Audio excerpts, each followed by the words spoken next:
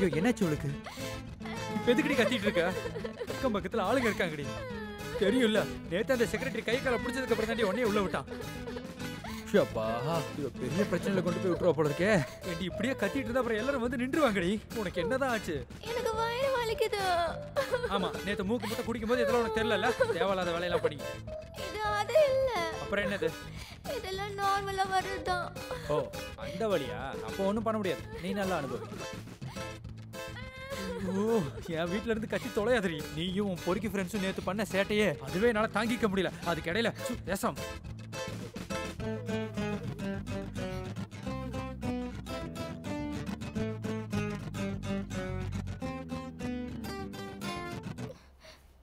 உனக்கு மென்சஸா? அதை ஒழுங்கா வாயை திறந்து சொல்ல வேண்டியது தானே. இப்ப நான் என்ன பண்றது? எனக்கு மாத்திரையும் பேடும் வாங்கணும். நானா? அப்புறம் நானா? வாங்கிட்டு வரேன். வாங்கிட்டு வரேன்.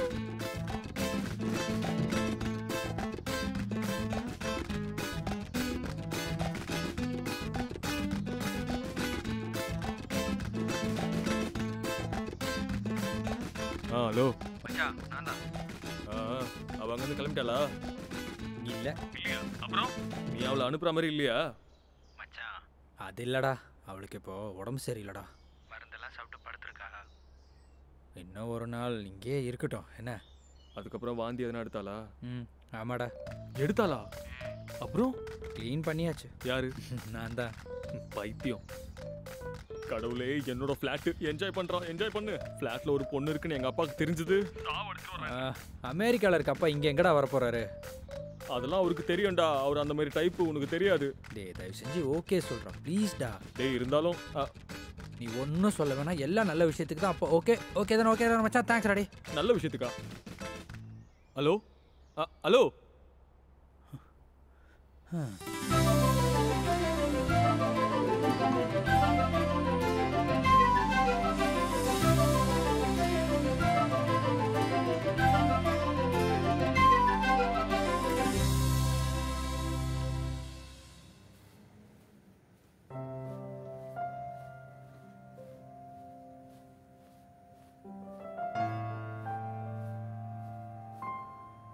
இப்போ எப்படி இருக்கு?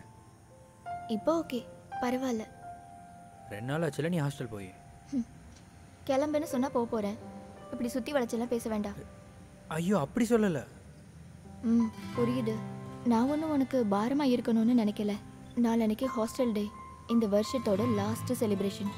எப்படி இருந்தாலும் கண்டிப்பா போயே ஆகணும். அடுத்த வாரம் எக்ஸாம். அது முடிஞ்சிச்சுன்னா இங்க உள்ள பிரச்சனையெல்லாம் முடிச்சிடலாம். அதுக்கப்புறம் என்னோட பிரச்சனை உனக்கு இருக்காது. போதுமா? ஆமி,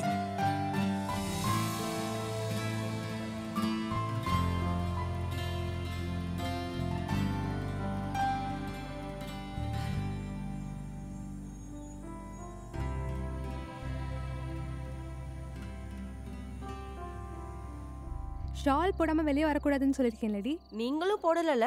நான் என்ன பண்றேன் நீ பார்க்க தேவையில்லை. அப்ப என்ன பத்தி நீங்களும் பார்க்க வேண்டாம். சீனியர் எல்லாம் காலேஜ்ல மட்டும் இல்லடி, இங்கேயும் நாங்க தான் சீனியர். சொல்றது கேட்டு மூடிட்டு இருந்தா போதும். நான் எப்படி இருக்கணும்னு நான் பாத்துக்கிறேன். உங்க அட்வைஸ் எல்லாம் வேண்டாம்.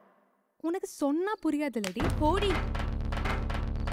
இரு, நான் யாருன்னு காமிக்கிறேன். பாத்துக்கலாம், போடி.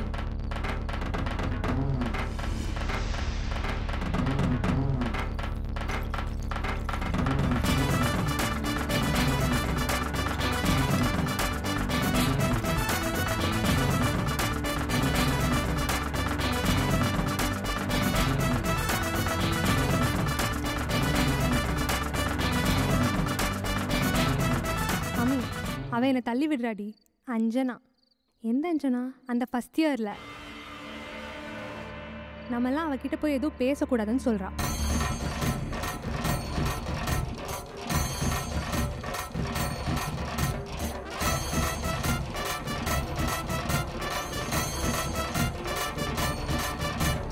வாங்கடி.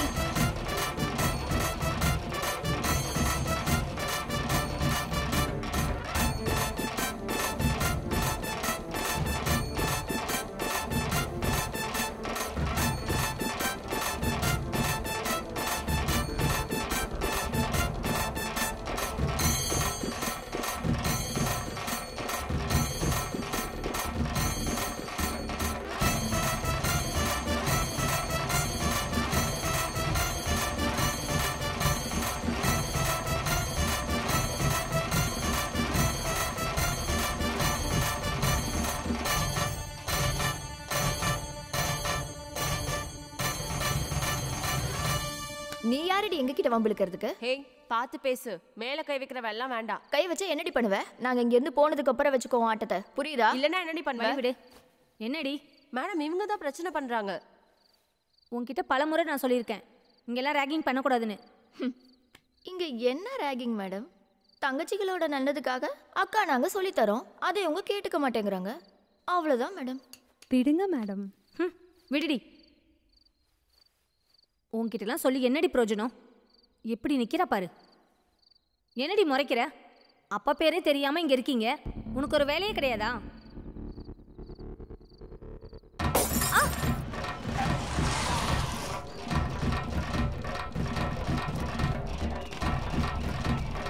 நான் தெரியாம தான் கேக்குறேன். பிரச்சனைன்னு தெரிஞ்சோ திரும்ப ஏன்டா அங்க போய் மாட்டிட்டு இருக்க? அவ பொண்ணு இல்லடா, பிசாசு.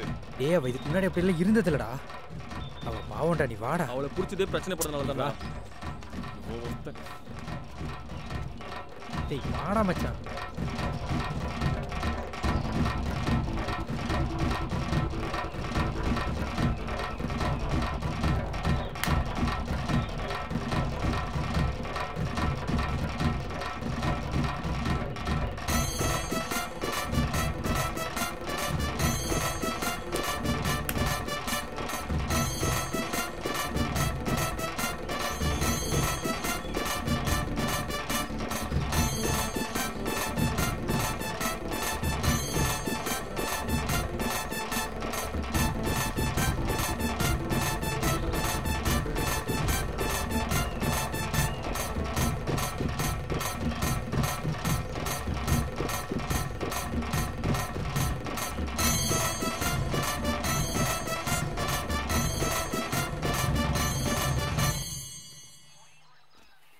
சரி சரி, சொன்ன மாதிரியே செஞ்சிடறேன்.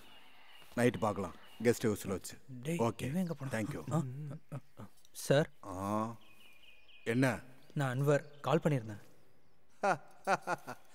ஹுசேன் சாரோட பையனா? உட்காருப்பா. வாடா சார். நான் ஆமிய நீங்கள் பண்ணுறது கொஞ்சம் ஓவராக தான் இருக்கு. நீ எதுக்குப்பா தேவையில்லாதவங்க கிட்ட எல்லாம் பழகுற? அட்லீஸ்ட் உங்கள் அப்பாவோட மரியாதையாவது காப்பாற்ற வேணாம்?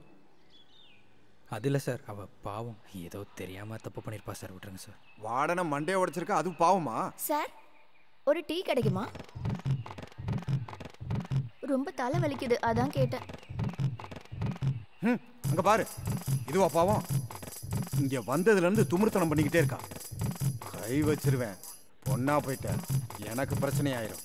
சார் ஏதாவது ஹெல்ப் பண்ணுங்க சார், இனிமேல் இந்த மாதிரி நடக்காமல் நான் பார்த்துக்கிறேன் சார். கேஸு குழம்புயிடுச்சு தான். கேஸ் எஃப்ஐஆர் போட்டாச்சுன்னா நம்ம கையில் இல்லை. அடி வாங்கின வார்டனுக்கு பிரச்சனை இல்லைன்னு தான் சொல்லியிருக்காங்க. அதனால் கேஸ் இல்லை. ஆனால் இனி இவ ஹாஸ்டலில் தங்க முடியாது. சரி சார். இதுக்கு சம்மதம்னா கூட்டிகிட்டு போ. ஓகே சார், இனி எந்த பிரச்சனையும் வராமல் பார்த்துக்கிறேன். என்னடி பார்த்துட்டே இருக்க? ஸ்டூபிட், கூட்டு போடும்.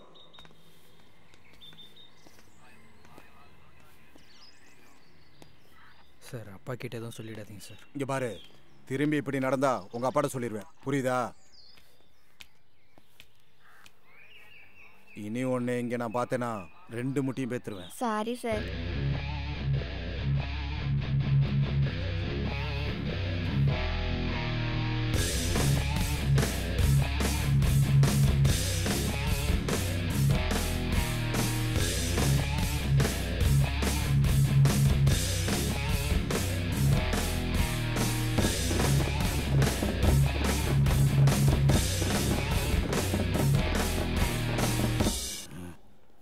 என்னடா ராஸ்கல்? அன்வர், இதுக்கப்புறம் நம்ம மீட் பண்ண மாட்டோம். அதுக்கு முன்னாடி எனக்கு ஒரு ஆசை இருக்கு. என்னது?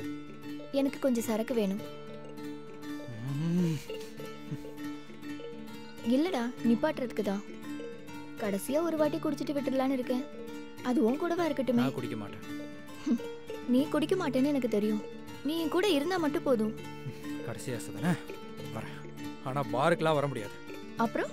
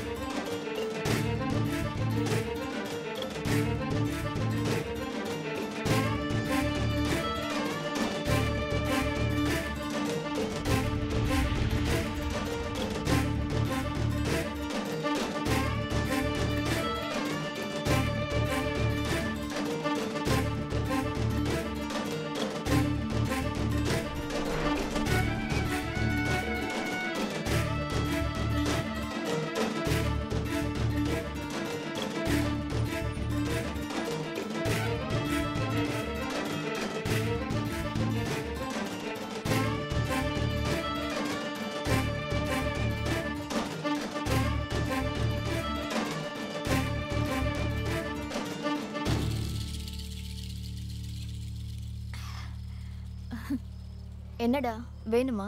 ஹே வேண்டாம். நீ ஏன் இப்படி மாறிட்ட? நீ முன்னாடி இப்படிலாம் இருக்க மாட்டியே, ரொம்ப அமைதியாக இருப்ப. இப்படி குடிச்சு குடிச்சு சாகிற அளவுக்கு உனக்கு என்ன தான் பிரச்சனை? நீ ரொம்பலாம் யோசிக்க வேணாம், சும்மா என் கூட உட்காந்தா போதும். அது இல்லை, எனக்கு இதெல்லாம் பார்க்கும்போது ஒன்றும் இல்லைனாலும் இதெல்லாம் நடக்கிறதுக்கு எனக்கும் ஒரு பங்கு இருக்குல்ல, அதனால தான். உனக்கா? உனக்கு என்ன பங்கு இருக்கு? இல்லை, நமக்கு அந்த 10ஆம் கிளாஸ் பிரச்சனையால் நீ ஊரை விட்டு போகாமல் இருந்திருந்தா இப்படியெல்லாம் நடந்திருக்காதுல்ல. நீ நேரம் வேற எங்கேயாவது இருந்திருப்ப. அதெல்லாம் யோசிக்கும்போது தான். என்னோட 10ஆம் கிளாஸில் நீ எல்லாம் என் லைஃப்லே வந்ததில்லை. ஒன்று பார்க்கும்போது அன்னைக்கு நடந்த எதுவுமே எனக்கு ஞாபகம் வரல. நான் எந்த தப்புமே பண்ணலை. அன்னைக்கும் சரி இன்னைக்கும் சரி என் மனசில் எந்த குற்ற உணர்ச்சியும் இல்லை. அப்போ உனக்கு என்னதான் பிரச்சனை?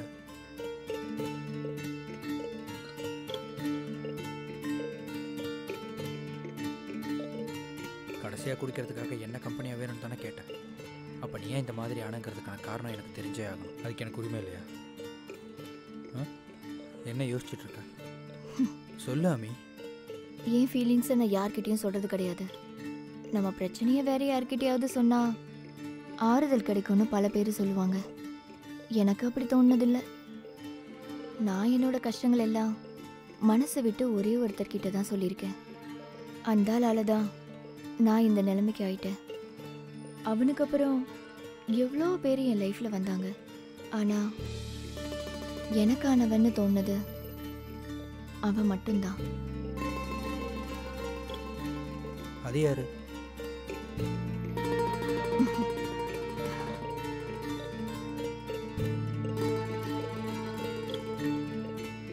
பிராணா.